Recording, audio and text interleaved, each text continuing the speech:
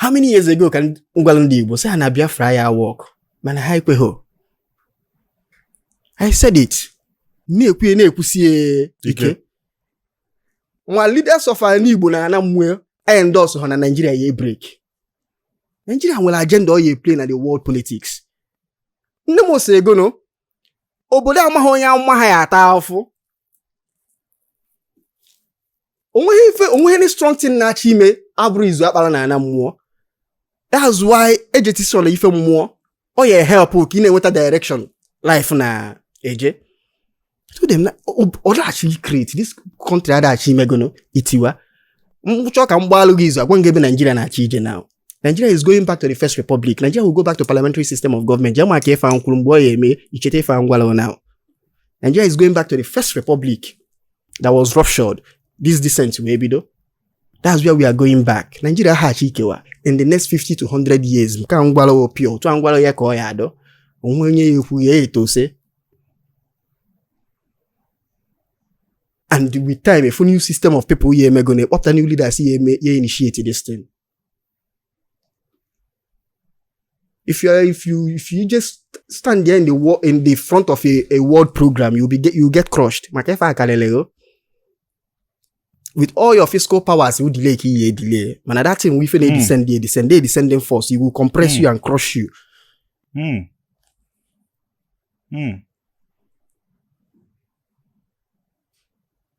Nigeria has a role to play in Africa. And all destiny. If you believe in predestination, fine. If you don't believe, fine. I say for some mother, he believe in Ife. Dalo. Ikwulu okwu na enwe Igbo sitcom that currently on.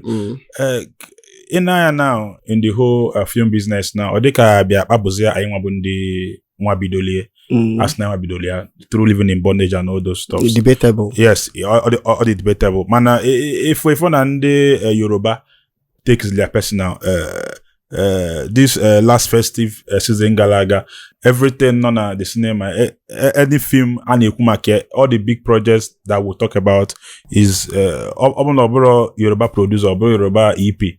What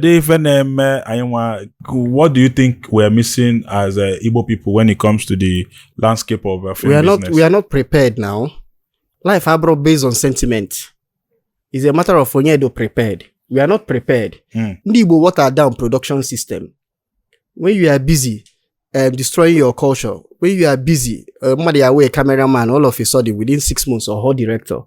And anything about the fundamentals of script writing. When I need the one nonsense, so for the need shoot without script, or for the need a lot of this thing. On any more one adverse effect on you people. The quality was very poor. In fact, when we train in Ijelu, I go ahead that if you want to succeed, don't go and do film in the East. Only okay take you seriously by industry players. Okay, how to go? Because if I only king any popularity, man, I work as a serious filmmaker. Yes. So yes, some of them argue that their films had a main with their market. You know when they then that actually make film. We continue to melody film, and only actually be at the level. You have to up your game. Nigerian actually compete. If you ever Nigerian music, now, Nigerian movie now. Nigerian music is controlling, as in they take over the world. Yes. If an achievement now Nigerian film. So our people have to be prepared for that level of this thing. When Jelu Lagos, one of the big companies, now try can get a contract, came something na East. As in the East, you may film na big project na East had the just when I'm going to explain bully. Some people are hot attack yam. So our people they train in the fundamental training. AGMA big project.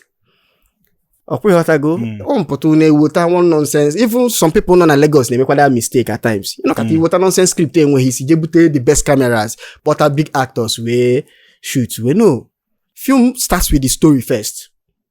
You must get a good engaging story. No matter how popular an actor do, you can't do any magic on a nonsense, on a shallow story, on a shallow script. Or story and we go to script and we depth. act away, buptawazie the range, the diversity, as in the emotions, so do not the script. Direct away by all, when able to if the right take before camera angles, even in the editors, away the final finishing. Manande by wish the remarkable story, but I am not shown out. If I have on if any progress, we always think that if writers, name writers training, always believe that your audience, they any film are more intelligent than you. If I believe one people, they can they in a mail if they more intelligent. If for me, no need they many rubbish. They believe in higher notice no rubbish. Oburezioku. So on a cholo, you want to be taken seriously, then you have to take your craft serious. So our filmmakers from this side, Baya, Ndi Igbo, I take our craft very serious. If I know Ocha Sibute, if I know when they buy Ndi Igbo, we're always very quick. And we're projecting since last year, maybe. Why? Because we want to get it right. Film project. This year, kwa na agwa hanche na mmeme this year. Say na afo otunsi afo. Not look likely na ya this film this year.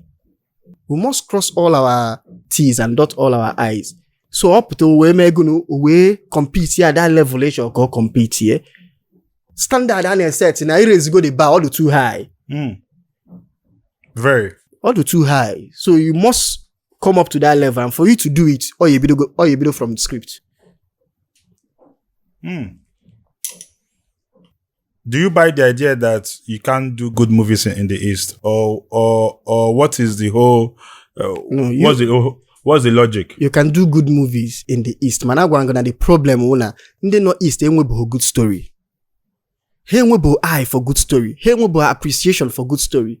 In the Northeast, the audience or the movie makers? The movie makers. Okay. How can you make? As in, they are comfortable with. You may film with turnover. Yes, as in just so many how. Yes, so okay. Some of them they repeat the story with different actors. Change character names and all that. Maybe like what the same this thing. So if we go see lack of seriousness. Yeah, kwado. Only sure you play at a particular level, then you must up your game. Or if we must up our game. On a okay take here. When we feel that I need as no filmer, kind of now East. Like my friend, producer Kezia for filmer Blood or Blood Vessel. I argued that with him last year. Say no bro, no makazini when you will me no you both film because he kills you too. Now how do you go East is shoot to some scenes of Blood Vessels? See, no, you are not yet an Igbo film maker. If you Lagos film maker, now Igbo film maker in the Northeast. Now you are resident in the East. Your production company do not East. Okay, how to go? In all East shoot your film. In fact, it just do he shoot some scene. He Jos, Lagos, Abuja shoot some scene. Manana Shiyata here where me gonna may your cut may finish in no we push the work. On now if then na we both Igbo filmmakers. So I had to be ready for that. Igbo filmmakers had to be ready. I don't know whether to call him your boss or your friend Obi. Meloye. He used to be our beam of light, as in somebody that will take the whole Igbo film and everything. No get this asuna honors their way and everything. I don't know. Oh no, about since now. Okay. Mbata kona bate mo bata me film opokwa. Obata me film opo. Man, I don't think na okana a play so much role in the industry when it comes to filmmaking. On a play, man. If I na ba na raise it too high. Each year, Nigerian filmmakers, or should I say Lagos-based filmmakers, keep raising the bar. So you must meet up. Each year you may film now, and you want to be taken seriously. You may film based on the bar ebe rezi the way the tempo. Film. If not, a man ahalgo oba ahalgo ga. Okoko, I saw a video of him, Film Village in Enugu. I hope that's Oracle Films.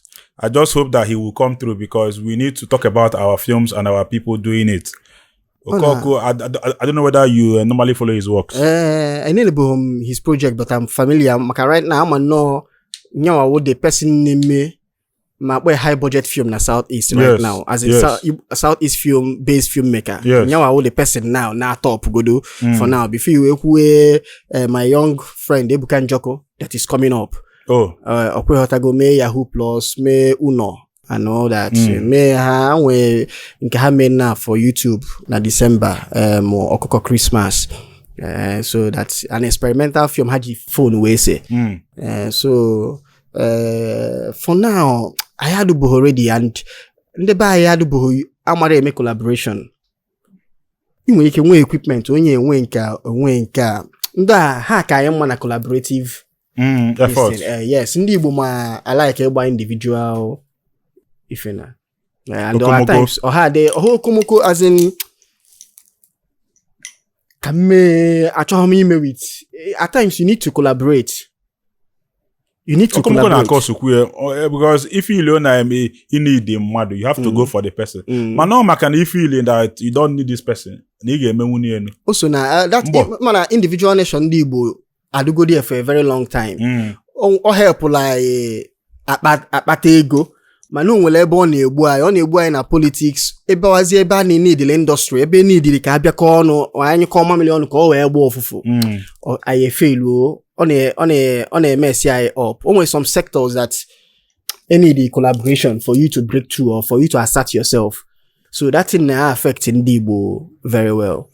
That individual if you can just instead of building that teamwork. Okay. My name is also Nanyelungu.